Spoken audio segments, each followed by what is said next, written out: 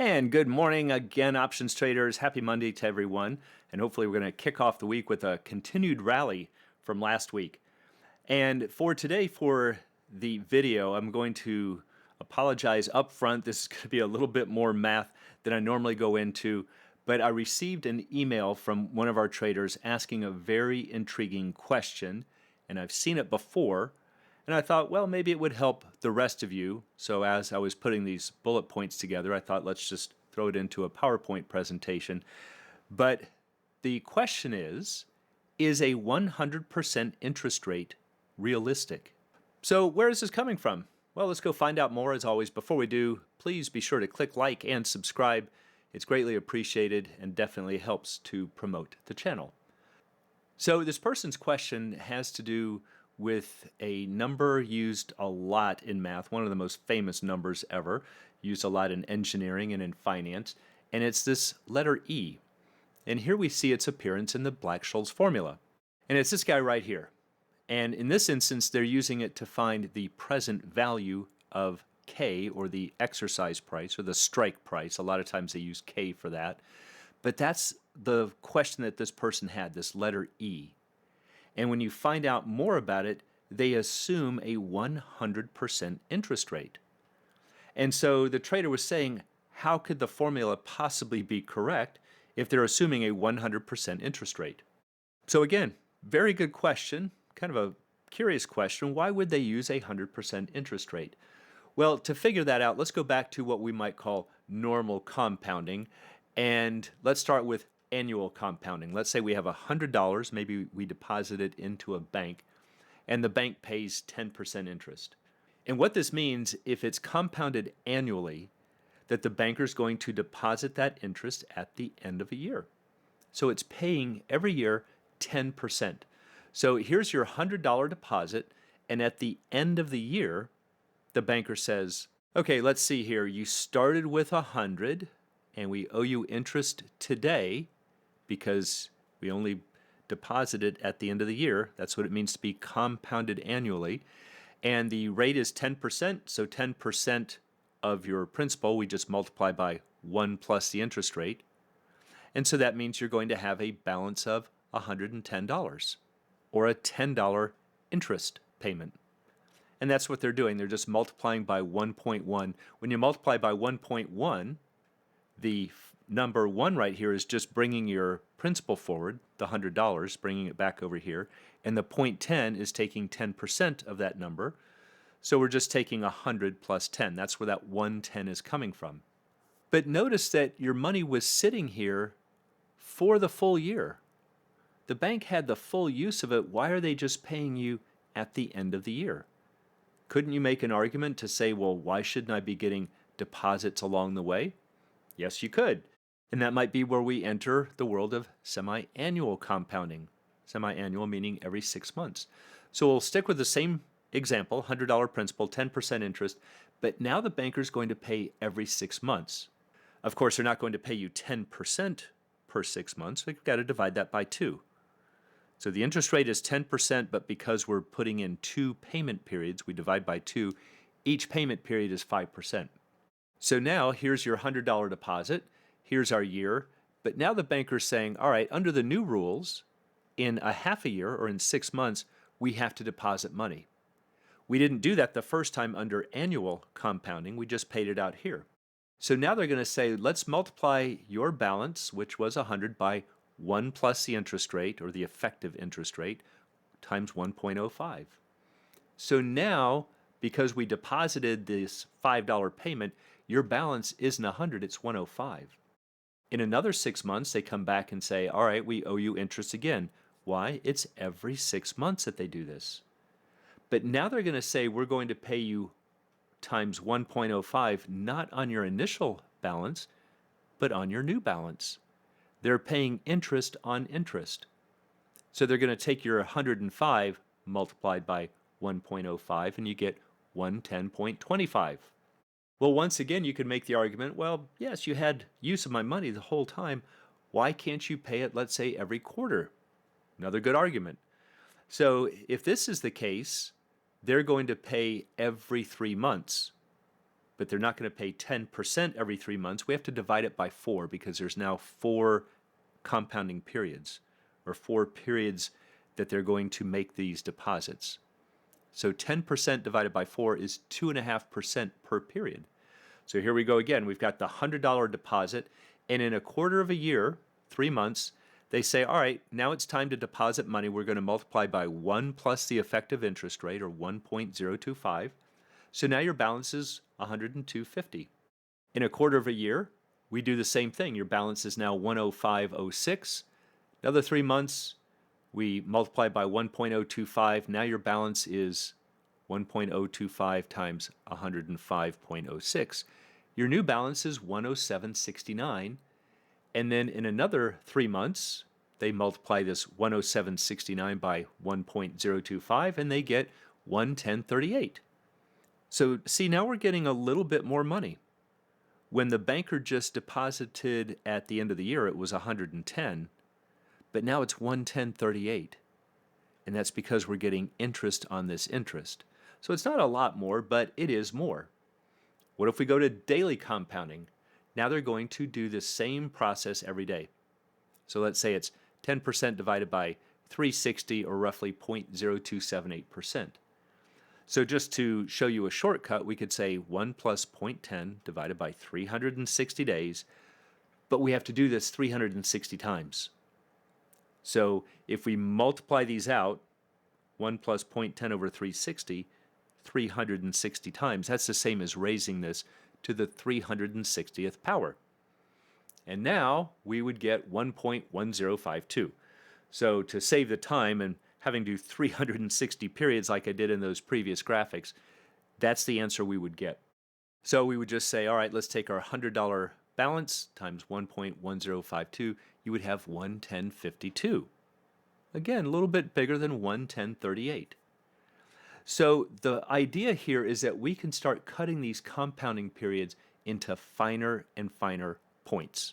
We could go into thousands, tens of thousands, billions, trillions, and that's still not the same as continuous compounding. So what if we could compound it to where it was always in motion? Would we just spin out of control to infinity? Kind of looks like we're approaching a limit. We've already split it up into 360 parts and only went up to 110.52. And that's where this letter E comes in, sometimes called Euler's number, named after a Swiss mathematician, Leonhard Euler. And this is the letter E, 2.71828, and it goes on forever. So it never stops, it never repeats, kind of like pi. It just keeps going on forever. And to get this number, he assumed that we used 1 plus 100% interest rate. So that is true. If you're ever going to do calculations with E, it is assuming a 100% interest rate. So how bizarre is that? So that's where this number is coming from. We're going to take 1 plus 100%, or just carry our balance over, multiply it by 1. We would have a number of 2. If we compounded it every 6 months, we would take 1 plus the 100% rate divided by 2 for 2 periods, right? We'd raise it to the second power, or square it, and now we get 2.25. If the banker did it every quarter, we would take 1 plus 100% rate divided by 4, raised to the 4th, we get 2.441. Every day, we get 2.715. You can see we're closing in. If we divide it into 5,000 periods per year, we get 2.71801. We're getting closer to this magic number E. So if we wanted to use E to compound our money, and we deposited $1, we would have, let's call it $2.72. But again, this person's question is, that's not really possible. It's not realistic. Nobody's paying 100% interest. So why is this letter E so useful? Well, there's a little mathematical trick, and here's the answer. So let's go back to the $100 principal, 10% interest. Remember, under daily compounding, we found that you would have a multiplier of 1.1052. So if you had $100 deposited, we would multiply it by that. We have $110.52, which is what we found. But how would we use E? Again, how can we use 100% interest to use this continuously compounded? In other words, what if I wanted to make this number 5,000 or 10 million? How can I just go straight to the answer? That's where E comes in, and the way we do it, and here is the trick. We're going to say E raised to the rate times time, the rate being the interest rate that you want to use. So if we wanted to say $100 deposited times E raised to the 0.10 times 1 for 1 year, look at that, 110.52. It's exactly what we got by using daily compounding. Now, if we went out to more decimals, we'd see that they were off a little bit, but 360 is getting pretty fine, so we're getting the same answer here. But the question is, well, hold on a second. How can we just suddenly put 0.10 in here and say that it's making it a 10% rate when the formula uses 100%? And again, that was this person's question. Why does this suddenly change the math? We're using 100%. Well, here's the trick. When you take E raised to the rate times time, I could say 10% times 1 year, right? 10% being the rate times 1 year's time. And we could take 100 times E raised to the 0.10 times 1 and get 110.52. That's what we just saw. But I could also assume it's 100% interest for 0.10 years. That's the trick. So even though we call it 0.10 in here, the formula is really seeing that you're making it 0.10 years. So notice if I take $100 times E for 100% interest, but for 0.10 years, we get the same answer, 110.52. And so mathematically it makes sense. 0.10 times 1 is the same as 1 times 0.10. And so it doesn't really matter if you want to call this the rate or the time. So even though E uses 100% interest, that's where that 1 is coming from, if we just instead pretend that we're holding it for 0.10 years, it's exactly the same thing as saying we're going to get 10% interest for 1 year. So we can see the same effect back with the first example we saw with annual compounding. 100% principal times 10% interest. Everybody in here would say, okay, your interest is $10, 10% of 100. But what if we took a $100 principal and I said make it 100% interest for 0.10 years? Well, 100% interest is $100, which would be great, but because you're only holding it for 0.10 years, it's still 10. Still the same thing. So you're either saying we're going to take a relatively small interest rate but hold it for a long time, or we're going to take a relatively high interest rate and hold it for a short time. There are two different ways of saying the same thing. So you can use this same trick. Here's another practical use of it when trying to figure out percentages for things that might not be so easy. If somebody says, what's 8% of 25, that's probably going to throw people, at least make them pause for a little bit, but just flip it. I can say, what's 25% of 8? It's 2, and therefore 8% of 25 must also be 2. And that's really all you're doing with E. Just because you call it a rate of 10%, you're really saying it's the time, and you're going to get the same answer. So let's look at an example. Let's say that you have $10,000 in an account. You're going to assume 8% compounded continuously. What would you have after, let's say, 10 years? Well, we just take E raised to the rate times time. So we have 10,000 times E raised to the 8% rate times 10 years would be $22,255.41. So to show you on a calculator, right there it is. There's E. If I click on it, there it is, 2.718. So if we assume we're going to raise it, that's what this key is, saying some number raised to some other, so click there. I'm going to put parentheses around 0.08 times 10 years. And if we do equals, we get a multiplier of a little over 2.22. So if we started with times 10,000, there's where the 22,255.41 came from, which is exactly what we saw here. So anyway, this curious letter E is used all over engineering, finance. It's used anytime that you're looking at compounded growth, where the growth rate depends on the size of the population or the balance right now in the case of money. And so It's used a lot. It's used in the Black-Scholes formula. Anybody who's taken a finance class will certainly encounter this. It's done because it's very easy to work with.